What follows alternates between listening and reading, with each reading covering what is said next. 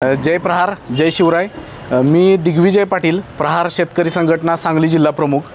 आज शेतकऱ्यांच्या प्रश्नाला वाचा फोडणारे, व्यवस्थेवर आपल्या लेखणीनं आसूड ओढणारे महात्मा ज्योतिबा फुले यांच्या जयंतीनिमित्त व महामानव डॉक्टर बाबासाहेब आंबेडकर यांच्या जयंतीनिमित्त प्रहार संघटनेतर्फे महाराष्ट्रामध्ये सत्ताधारी असेल किंवा विरोधक आमदारांच्या घरापुढे शेतकरी कर्जमाफी, शेतकरी हमीभाव, विजेचे प्रश्न असतील याच्या संदर्भात आज टेंभा आंदोलन केले जाणार आहे।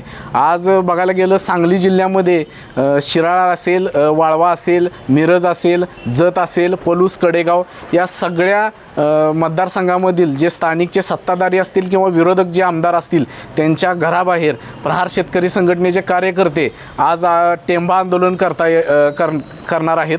आज बघायला गेलं तर शेतकऱ्यांच्या हमीभावाचा प्रश्न असेल, शेतकरी कर्जमाफीचा प्रश्न असेल, आज सत्तेत येताना प्रत्येक पक्षानं शेतकऱ्याला सांगितलं होतं, त्यात महायुती असेल किंवा महाआघाडी असेल, यात प्रत्येक सत्ताधारी पक्षानं किंवा विरोधकांनी सांगितलं होतं की आम्ही शेतकऱ्याचा 7/12 कोरा करू।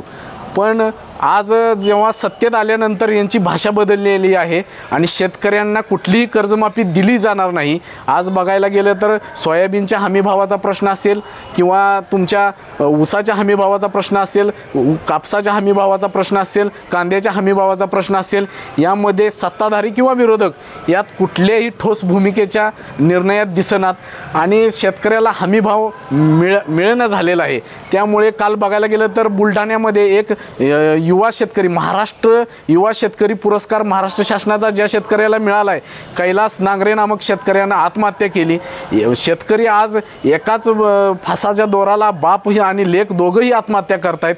शेतकऱ्यांचं हालाकीचं जगणं चालू आहे।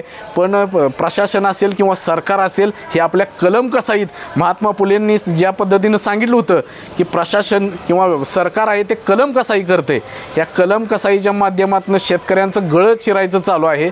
याच्या विरोध म्हणून आज संध्याकाळी 12 वाजता सांगली जिल्ह्यातील सत्ताधारी किंवा विरोधक आमदारांच्या घराबाहेर आपण टेंभा आंदोलन करतोय। इस्लामपूरमध्ये आपण सत्ताधारी पक्षाचे विरोधातले दोन्ही आमदारांच्या घराबाहेर आपण आज टेंभा आंदोलन करतोय। यामध्ये आपण त्यांच्या या मशाल पेटवून त्यांच्या डोळ्यात किंवा डोक्यात उजेड पडतोय का व कर्जमाफीची भूमिका असेल किंवा शेतकरी हमीभावाचा प्रश्न असेल याच्यासाठी ते विधानसभेत आवाज उठवत आहेत काय, हा प्रश्न आम्ही त्यांना त्यांच्या घराबाहेर जाऊन विचारणार आहे।